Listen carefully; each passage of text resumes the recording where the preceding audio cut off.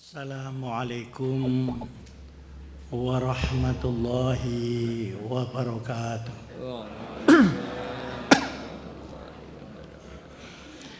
Bismillahirrahmanirrahim. Alhamdulillahilladzi allafa baina qulubina fa asbahna bi ni'matihi ikhwana walladzi anzala as-sakinata fi qulubil mu'minin liyazdadu imanan ma'a imanihim walillahi junudus samawati wal ard wa kana Allahu aliman hakima. Allahumma salli ala sayyidina wa maulana wa syafi'ina wa uswatina wa habibina wa qurrati a'yunina Muhammadin sallallahu alaihi wasallam wa ala alihi wa sahbihi ila yaumil qiyam. Rabbana atina min ladunka rahmah wa hayyi' lana min amrina rasyada. Amma ba'd.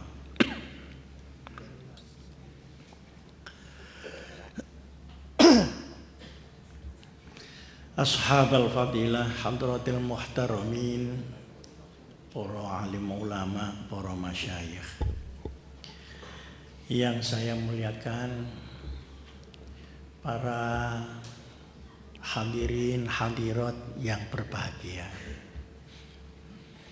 Di dalam pertemuan terbatas dan khususi sekarang ini dari beberapa dan banyak tokoh warga Nahdliyin dan Wahdiyat, sebelum nanti malam saya melakukan pengajian umum, khusus di dalam rapat khususi ini saya ingin menjelaskan tentang duduk masalahnya pilihan gubernur Jawa Timur. Saya ingin terangkan seterang-terangnya, dan buat yang kurang terang dipersilahkan nanti bertanya, kecuali kalau memang tidak ingin penerangan di mana-mana. Para hadirin hadirat yang saya muliakan, pertanyaan yang paling pokok adalah mengapa warga NU Jawa Timur memerlukan gubernur yang bisa dititipi amanat oleh Nahdlatul Ulama. Mengapa? Mengapa perlu gubernur, bukan wakil gubernur? Pertama sebabnya adalah Jawa Timur provinsi yang sangat besar potensinya di Indonesia, baik pemerintahannya, masyarakatnya maupun alamnya. Sedangkan penduduk di dalamnya yang paling banyak adalah warga Nahdliyin. Maka sebenarnya pantas kalau dia jadi gubernur di saat reformasi ini, karena mayoritas adalah warga Nahdliyin. Nah, sepanjang sejarah belum pernah orang NU jadi gubernur. Selalu diambil suaranya, kemudian disangoni, habis itulah kalam wala salam. Oleh karenanya mari kita mengukir sejarah, semoga satu tapak lagi ke depan NU bisa jadi gubernur Jawa Timur.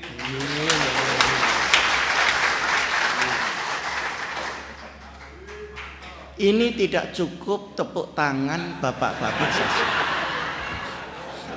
Ini memerlukan pemikiran, memerlukan keikhlasan, memerlukan kerja keras, memerlukan persatuan, dan memerlukan ketangguhan menghadapi tantangan dan pemecah belahan.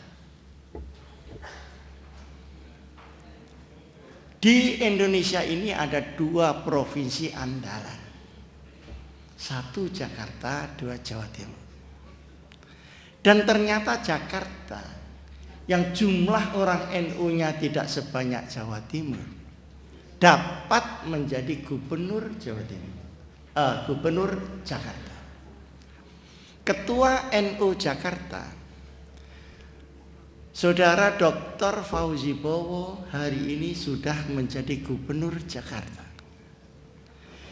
Maka kalau Jawa Timur tidak bisa, berarti lebih gelembosi daripada Jakarta. Para bapak, sebenarnya NU di Jawa Timur ini selain mempunyai potensi massa, dia mempunyai potensi di provinsi Jawa Timur itu. Di Jawa Timur ini jumlah anggota DPRD dari NU itu sangat besar. Dari PKB sendiri 31. Dari P3 berapa? 8. Sudah 39. Belum yang dari mungkin PBR dapat. Mungkin ada Golkar yang NU. NU tetapi Golkar. Ada juga yang PDIP. Ini kalau jadi satu ditimbulkan rasa ke-NU-annya, kemudian punya gubernur, maka kondisi Jawa Timur bisa diarahkan kekuatan yang bermanfaat untuk umat Muhammad Rasulullah sallallahu alaihi wasallam. Tetapi pekerjaan besar ini tidak gampang. Tidak gampang karena tadi 5 hal tadi yang saya sebutkan. Sekarang untuk DPRD-nya saja yang kita mempunyai lebih daripada 40 orang dari jumlah 100 orang. Selama ini tidak pernah tersentuh. Tidak pernah berkomunikasi. Apalagi membuat program-program keumatan bersama. Padahal di tangan DPRD ada anggaran Provinsi Jawa Timur. Dan Provinsi Jawa Timur ini akan mendapat aliran dari pusat untuk Jawa Timurnya sendiri dan untuk daerah tingkat 2, maka jumlahnya akan sangat besar. Seorang gubernur tidak mungkin bisa melakukan langkah-langkah strategis tanpa dukungan DPRD. Sedangkan DPRD kita sudah punya orangnya, tapi belum pernah di rumah. Maka sesungguhnya kalau saya katakan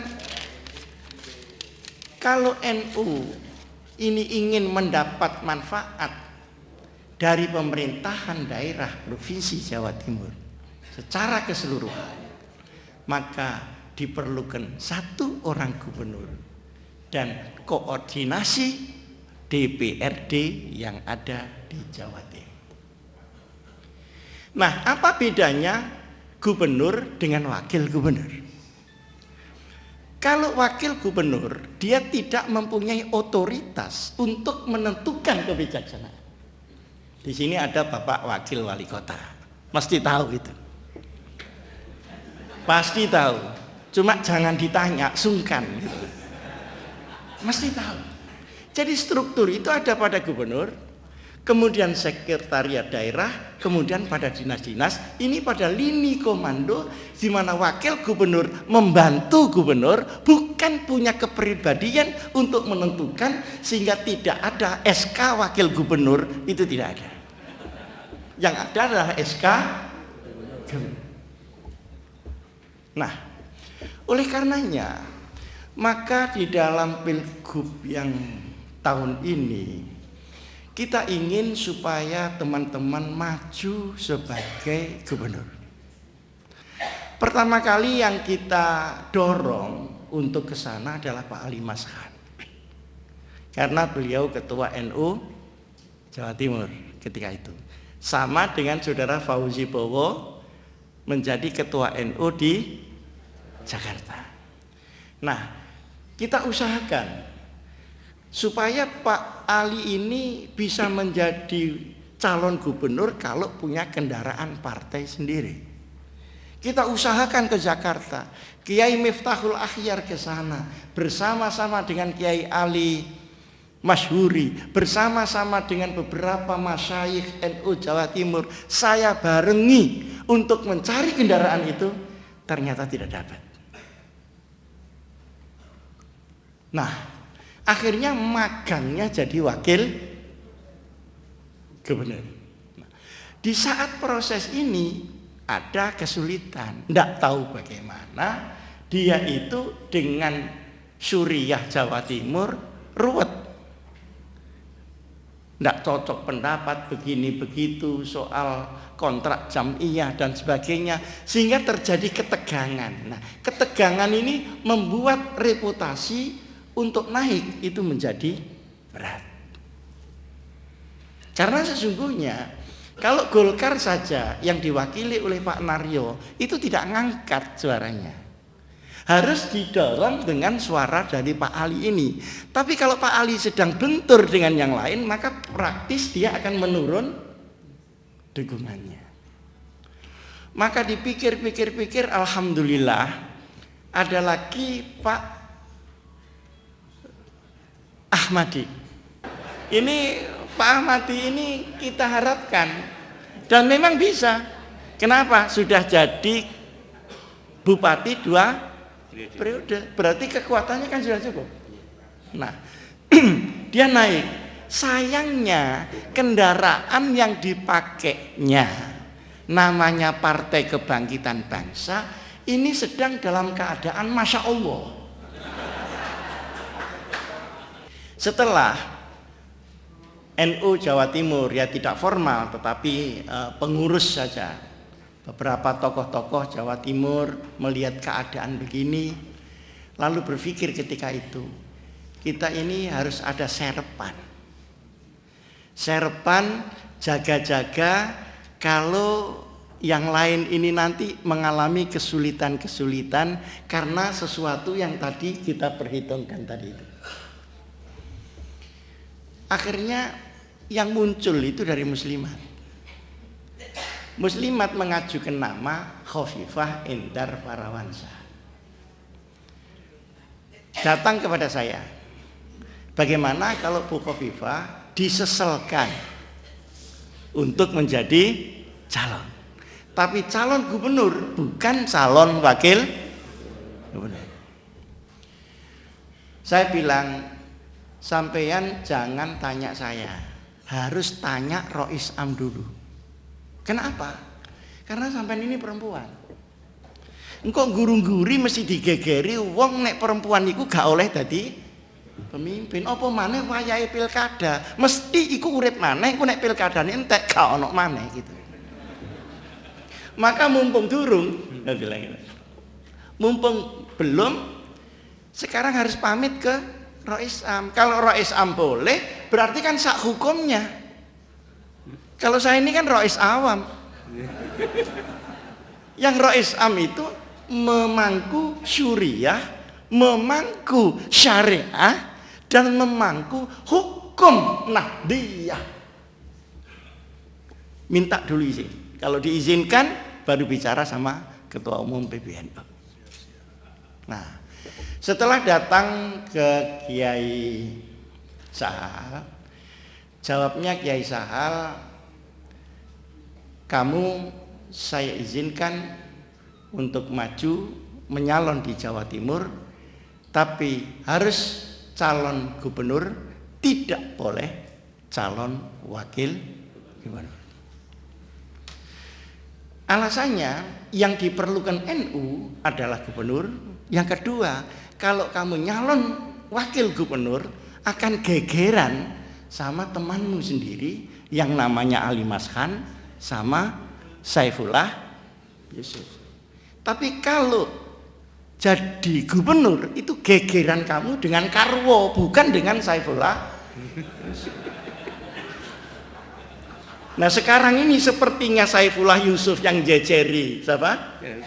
Khofifah itu soalnya Pak Karwonya mendelep iki sing diunjukno ben ketok all NO final. Tapi sebenarnya yang menjadi sirkuit lapangan ini antara Khofifah dengan Karwo, bukan Khofifah dengan Saifullah. Nah, para bapak, karena sudah mendapatkan izin dari Rois Am, tentu saya buka-buka dokumen Nahdlatul Ulama. Dokumen-dokumen Nahdlatul Ulama pada Munas Alim Ulama di Nusa Tenggara Barat menyatakan bahwa pemimpin wanita adalah mubah sesuai dengan kafaah yang ada.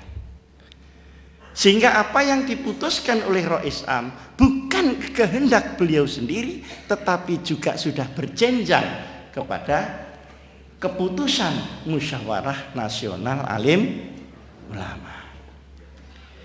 Nah, para bapak, ibu sekalian yang saya muliakan, akhirnya masuklah Khofifah itu belakangan. Nah, kenapa belakangan? Karena ada beberapa sebab. Sebab yang pertama karena uang. Orang nyalon gubernur itu mahal, Pak. Karena setiap orang yang diajak omong mesti mengajukan proposal. Lah sing guyu iki mesti pengalaman. Lah yang belum mengajukan insya Allah setelah mendengar akan segera mengajukan. Jadi pikiran rakyat itu ketika akan memilih pemimpin itu yang dipikir minta uang dulu. Sekarang ini ndak tahu ini penyakit sawan dari mana. Padahal pikiran begini ini kurang bagus. Kalau ini berkembang di seluruh rakyat, maka hanya orang yang punya uang yang bisa jadi pemimpin, atau orang yang dicukongi yang bisa jadi pemimpin dalam jumlah uang yang ratusan miliar. Dari mana dia akan mendapatkan, kecuali dengan cara apa saja dan bagaimana cara dia mengembalikan kalau tidak menjual jabatannya. Tapi karena keadaannya seperti ini, apa boleh buat? Sebetulnya jalan ini tidak boleh becek misalnya, tapi jalan ini sedang becek, mau apa? Nah ini, maka uangnya ini dari mana? Ya Alhamdulillah, Bu Khofifah ini dulu pernah jadi wakil ketua DPR RI ketika zaman P3. Pernah jadi ketua komisi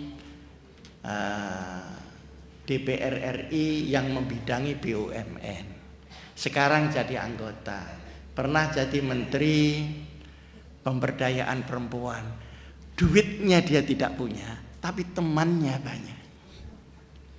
Barangkali temannya itu yang bisa diajak urunan. Alhamdulillah sedikit-sedikit ada.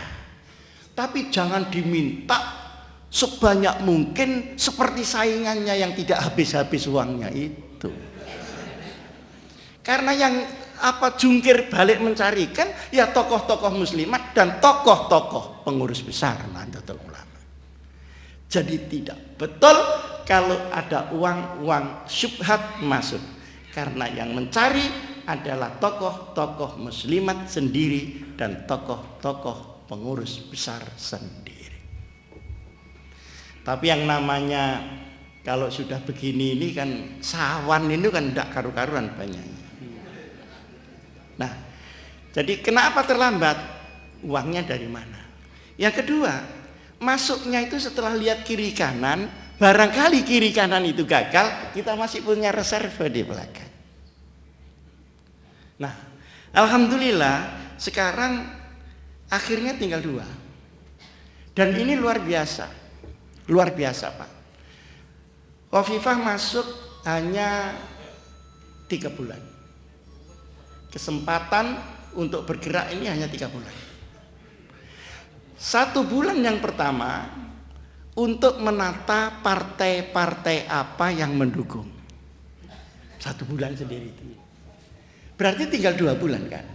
Nah, 2 bulan ini dipakai untuk kampanye ke sana kemari. harus menghadapi persiapan saingannya yang sudah 2 tahun, yang sudah 2,5 tahun, dan ada yang sudah 3 tahun.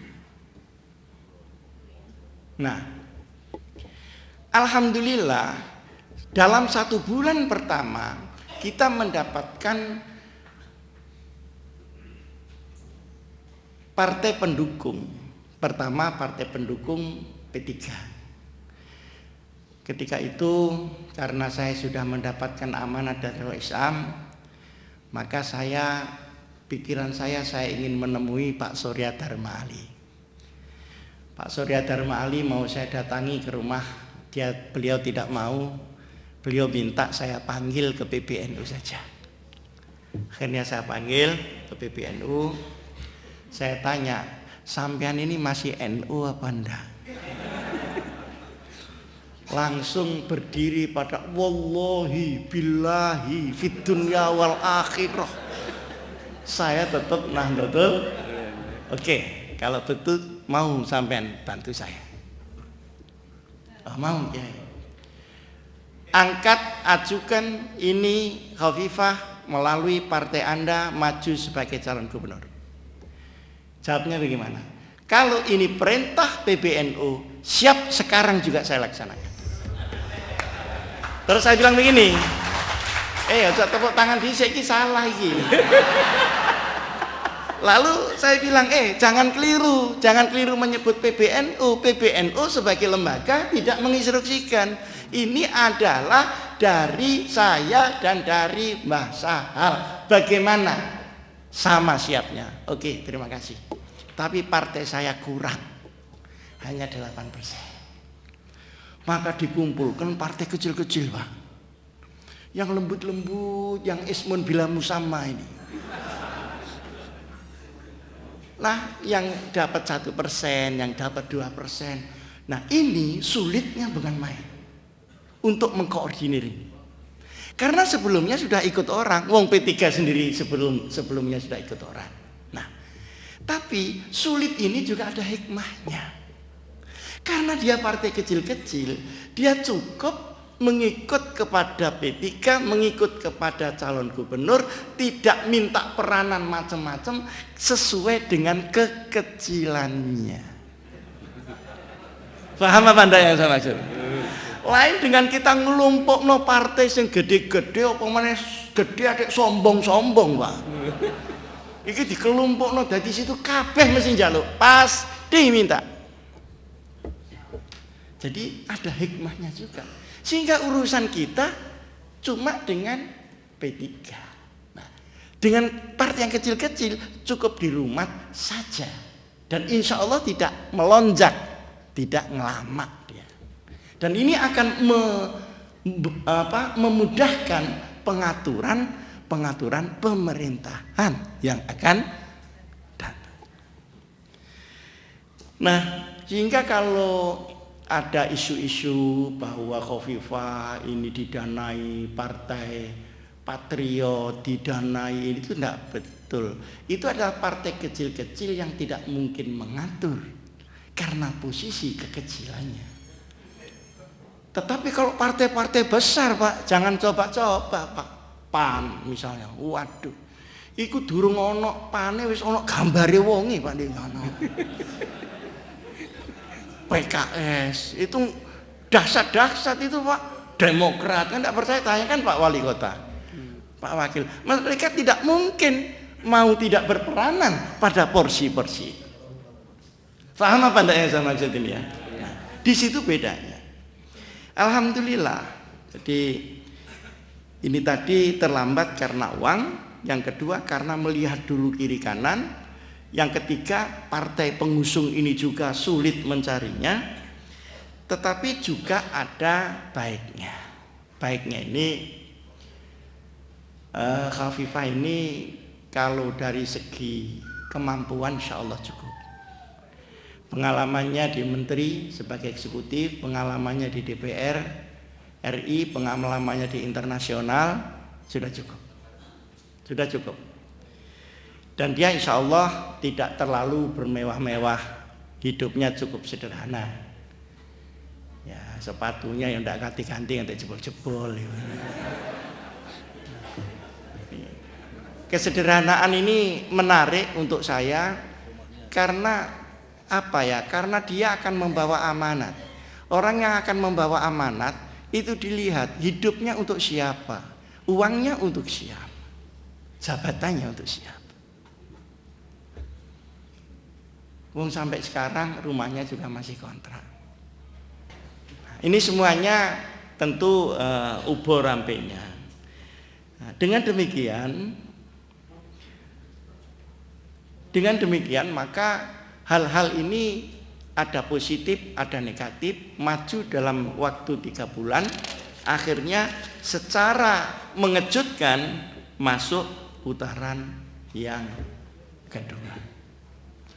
Ini pengamat-pengamat menjadi terbelalak. Bagaimana dalam waktu 3 bulan mengalahkan kompetitor yang didukung oleh partai besar seperti PDIP, seperti Golkar. Bagaimana dalam waktu yang begitu pendek hanya berselisih 0, sekian saja dari Kansas. Di samping selisihnya sedikit, ini saya menduga masih ada kecurangan di dalam penghitungan itu. Seandainya tidak dicurangi, insya Allah akan lebih baik daripada angka yang sekarang. Nah, ini semuanya sudah berjalan, maka hari ini kita akan mengadakan evaluasi.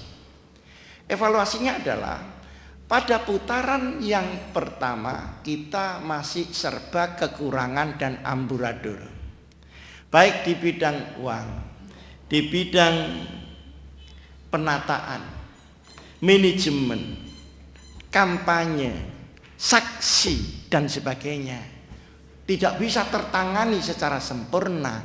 Mudah-mudahan pada putaran yang kedua akan lebih sempurna daripada putaran yang pertama. Para bapak yang saya muliakan, pada putaran yang kedua ini jangan dikira ringan. Dalam putaran yang kedua menjadi sangat berat. Kenapa? Karena yang pertama, orang akan habis-habisan untuk memenangkan karena ini final.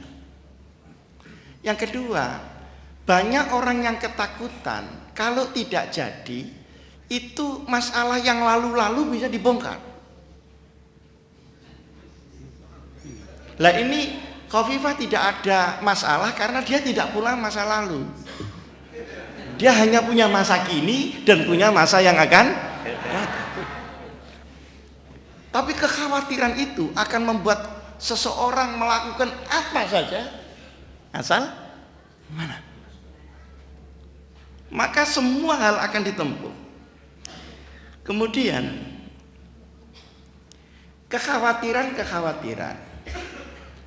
kalau Khofifah menang misalnya orang baru, maka bagaimana keadaan birokrasi, bagaimana reformasi dan sebagainya, bagaimana tunggaan saya masa lalu dan sebagainya, itu memenuhi benak daripada banyak orang. Maka jangan dikira pada putaran yang kedua ini menjadi lebih ringan, tetapi yang terang lebih berat. Perhatikan baik-baik. Di dalam putaran yang kedua ini, pertama kali yang kita lihat adalah usaha orang untuk membelah Jam'iyah Nahdlatul Ulama. Sekalipun tidak membelah organisasinya, dia akan membelah warganya. Karena tanpa NU itu tidak ada kemenangan. Lah kalau NU itu solid menjadi satu, sudah selesai semuanya. Nah alhamdulillahnya NU itu kok tidak solid. Sesuai dengan seleranya masing-masing. Ada orang NU namanya Hasyim Muzadi. Karena dia ketua NU, yang dipikirkan itu bagaimana ya NU Jawa Timur ini kemudian difasilitasi oleh sebuah pemerintahan yang solid, rakyatnya dilindungi. Itu pikiran saya karena saya ketua NU. Tapi ada juga yang berpikir bagaimana ya supaya gentengnya pondok saya ini tidak bocor, kan begitu. Yang ketawa ini yang tidak punya pondok. Bagaimana supaya nanti karier saya begitu kan? Jadi NU sama NU-nya tapi tidak sama kepentingannya. Nah, dalam suasananya tidak sama kepentingan inilah masuk angin itu masuk dari segala jurusan. Saya kemarin mendengar katanya mulai ada yang mengharamkan pemimpin perempuan. Saya itu bukan tidak setuju, tapi sedih. Karena yang mengharamkan dulu itu tim sukses Mega Hasyim.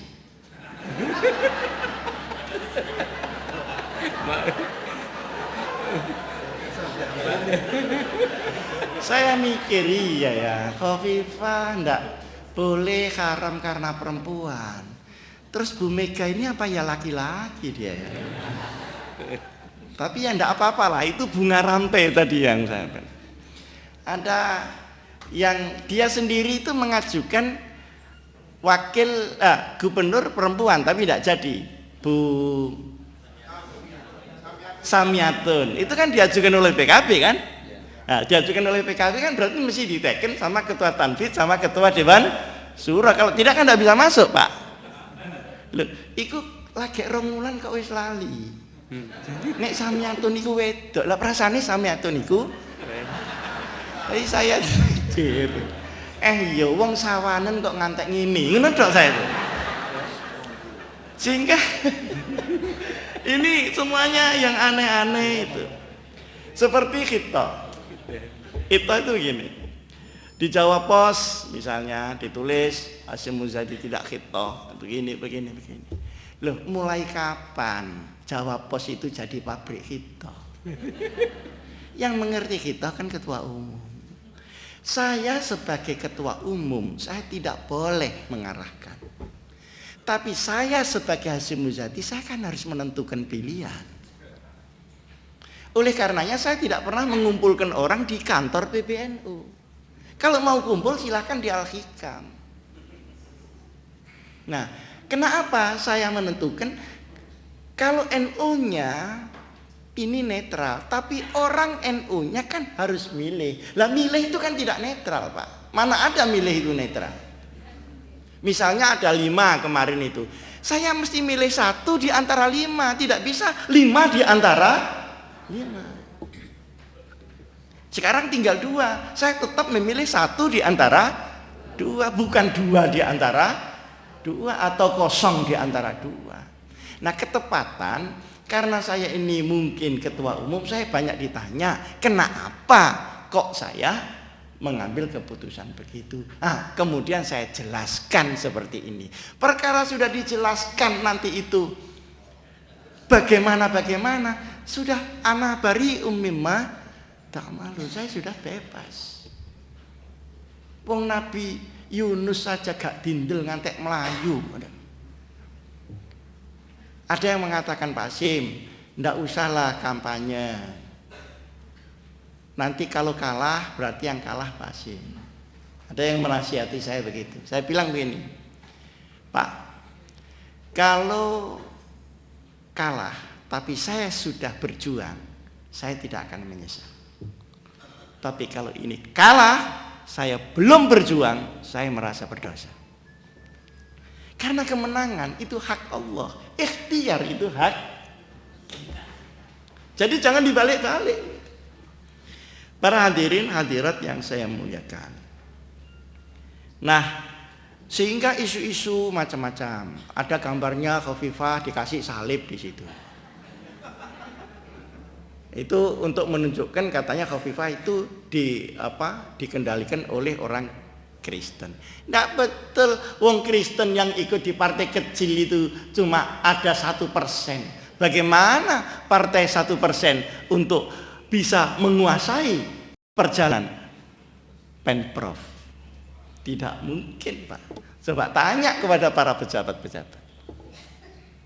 Dan itu gambar orang terus dikasih salib atasnya, itu bukan cuma di Jawa Timur, di Banten, di Bandung, di Jawa Barat, di Tasikmalaya. Berarti ilmu ini sudah tersebar di mana-mana. Berarti by design itu, bukan by accident. Itu dengan perencanaan, tidak dengan sendiri. Para bapak yang saya muliakan, isu lagi misalnya kaji itu kaya raya. Mana ada Pak orang nyalon kemudian sing golek duit padha NU ne kok sugih-sugih ku ondi ono. Ya NU ya sing ngene iki padha gak gableke ngene. Oleh karenanya saya katakan begini, untuk pilgub perlu dana besar, tapi dana ini jangan sekali-kali diberikan kepada orang per orang. Dana hanya dipakai untuk kegiatan operasional. Kalau ada dana yang agak besar, berikanlah kepada institusi NU, jangan orang per orang NU. Kenapa? Kalau dikasihkan kepada orang per orang NU, misalnya tokoh-tokoh NU, pertama, tidak akan ada banyaknya uang, berapapun akan habis. Berapapun. Apalagi orang yang banyak-banyak duit, ngasih satu orang sampai 100, 150, 250 juta, dan sebagainya. Akhirnya bunyai-bunyai juga nginceng duit ini lari kemana kok enggak sampai saya, kan begitu. Jangan-jangan ada dapur lain di sini. Enggak akan ada habisnya. Tapi perlu uang untuk koordinasi, untuk beli bensin, untuk kesana kemari sebagai alat perjuangan. Yang kedua, bahayanya kalau dipilih orang itu saling iri. Iya dia dapat, saya tidak dapat. Nah, iya dia begitu wong dapat, saya tidak dapat. Akhirnya apa? Akan memotong kepercayaan pemimpin kepada umat. Akan memotong kepercayaan kiai kepada santri. Dan ini berbahaya untuk jangka panjang. Berbahaya untuk orang itu dan berbahaya untuk ukhuwah nahdliyah di dalam NU. Maka saya katakan kepada Bu Khofifah, kalau memang mau keluarkan uang untuk operasional. Kedua, kalau mau nyumbang, sumbang institusinya. PWNU disumbang, silahkan. Muslimatnya disumbang, silahkan. Nah, saya juga heran, kok berani ngasih muslimat mobil satu-satu. Biasanya wong wedok itu kok irit, ini kok ndak irit orang wedok. Setelah saya urus, ternyata itu kalkulasinya itu pengiritan, Pak. Kalau dibelikan alat-alat atribut itu tidak kurang dari 17,5 miliar seluruh Jawa Timur. Akhirnya kan cuma jadi gombal saja, Pak. Spanduk, baliho. Tapi kalau kaos dan sebagainya, ini kalau dikurangi sedikit untuk kendaraan, dibuat wirawiri kan sama dengan kampanye, kan bisa mengurangi separuh dari jumlah anggaran dan tidak jadi gombal. Tak pikir ya ubet juga di orang perempuan. Dan perempuan itu irit, Pak. Kalau pada kiai-kiai ninggali paling irit. Wong biasane njaluk lah saiki ngenehi kan mesti sithike kan, Pak. Jadi tidak benar bahwa itu uang dihambur-hamburkan, tidak ada dihambur-hamburkan. Jadi semuanya begitu. Nah, kalau PWNU dikasih, karena PWNU itu perlu. Saya dulu ketika ikut pilpres dan alhamdulillah tidak jadi. Karena orang daerah Madiun tidak mau milih saya, milih yang ganteng kan gitu. Jadi saiki nek Lombok larang, bensin larang, yo iku opahe ganteng kan ngono. Dilarang ngresula.